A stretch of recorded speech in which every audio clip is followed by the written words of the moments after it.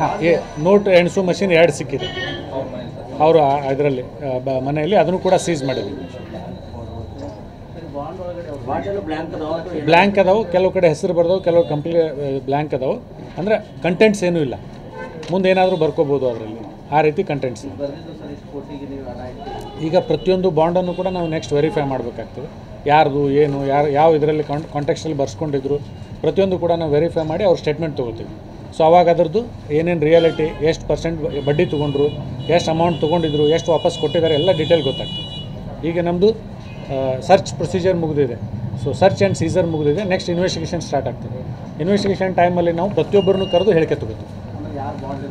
ಹೌದು, ಯಾರ್ದು ಬಾಂಡ್ ಇದೆ, ಯಾರ್ದು ಚೆಕ್ ಇದೆ, ಯಾರ್ದು ಪಾಸ್ಬುಕ್ ಇದೆ, ಕೆಲವು ಇದು ಸಿಕ್ಕಿದ್ದಾವೆ, ಏನೋ ಕೀಗಳು ಸಿಕ್ಕಿದೆ, ವೆಹಿಕಲ್ ಕೀಗಳು, ಅದನ್ನೆಲ್ಲ ಅವ್ರಿಗೆ ಯಾರ್ದು ಗಾಡಿದು ಏನೆಲ್ಲ ಡೀಟೇಲ್ಸ್ ತೊಗೊಂಡು ಪ್ರತಿಯೊಬ್ಬರದ್ದು ಕೂಡ ಇದು ಲೆಬೋರಿಯಸ್ ವರ್ಕ್ ಇದೆ, ಅವ್ರದ್ದು ನಾವು ಹೇಳಿಕೆ ತೊಗೊಂಡು ಮುಂದೆ ಮತ್ತೆ ಇನ್ವೆಸ್ಟಿಗೇಷನಲ್ಲಿ ಪ್ರೊಸೀಡ್ ಮಾಡ್ತೀವಿ. ಮತ್ತು ಈಗೇನು ಹಣ ಸಿಕ್ಕಿದೆ, ಎಕ್ಸೆಸ್ ಅನ್ಅಕೌಂಟೆಡ್ ಮನಿ, ಇದಕ್ಕೆ ಸಂಬಂಧಪಟ್ಟಂತೆ IT ಅವ್ರಿಗೂ ಕೂಡ ನಾವು ಮಾಹಿತಿ ಕೊಡ್ತೀವಿ, ಇನ್ಕಮ್ ಟ್ಯಾಕ್ಸ್ ಡಿಪಾರ್ಟ್ಮೆಂಟ್ ಅವ್ರಿಗೂ ಕೂಡ ನಾವು ಮಾಹಿತಿ ಕೊಡ್ತೀವಿ. ಹೌದು, ವಶಕ್ಕೆ ತೆಗೆದುಕೊಂಡಿದ್ವಿ, ನೆಕ್ಸ್ಟ್ ಪ್ರೊಸೀಜರ್ ಮಾಡ್ತೀವಿ. ಇಲ್ಲ, ಇನ್ನೂ ಕೆಲವ್ರನ್ನ ವಶಕ್ಕೆ ತೆಗೆದುಕೊಂಡಿದ್ವಿ. ಟೋಟಲ್ ಈಗ ನಾವು 6 ಜನಕ್ಕೆ ವಶಕ್ಕೆ ತೆಗೆದುಕೊಂಡಿದ್ದೀವಿ.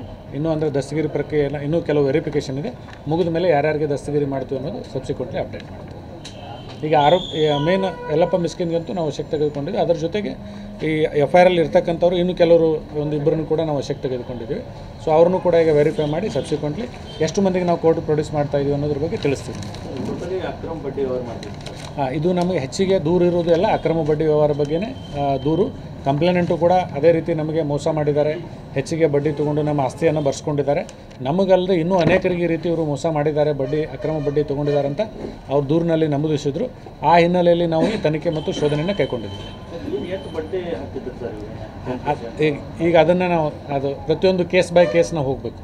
ಎಷ್ಟು ಎಕ್ಸಾರ್ಬಿಟೆಂಟ್ ಇಂಟ್ರೆಸ್ಟನ್ನು ಎಷ್ಟು ಕ್ಲೇಮ್ ಮಾಡಿದ್ದಾರೆ, ಕೇಸ್ ಬೈ ಕೇಸ್ ನಾವು ವೆರಿಫೈ ಮಾಡಬೇಕಾಗ್ತದೆ. ಸೊ ಆದಮೇಲೆ ನಮಗೆ ಗೊತ್ತಾಗ್ತದೆ.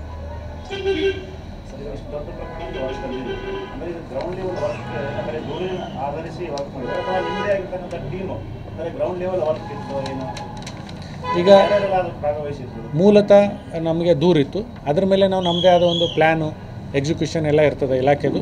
ಅದರ ಪ್ರಕಾರ ನಮ್ಮೆಲ್ಲ ಅಧಿಕಾರಿಗಳು ಏನು ಈಗ ಹೇಳಿದೆ ನಿಮಗೆ, ಹೆಸರು ಕೂಡ ಹಾಕಿದ್ದೀನಿ, ಎಲ್ಲರೂ ಕೂಡ ಅದನ್ನು ಕಾರ್ಯರೂಪಕ್ಕೆ ತರಲಿಕ್ಕೆ ಎಲ್ಲರೂ ಕೂಡ ಪ್ರಯತ್ನ ಮಾಡಿದ್ದಾರೆ.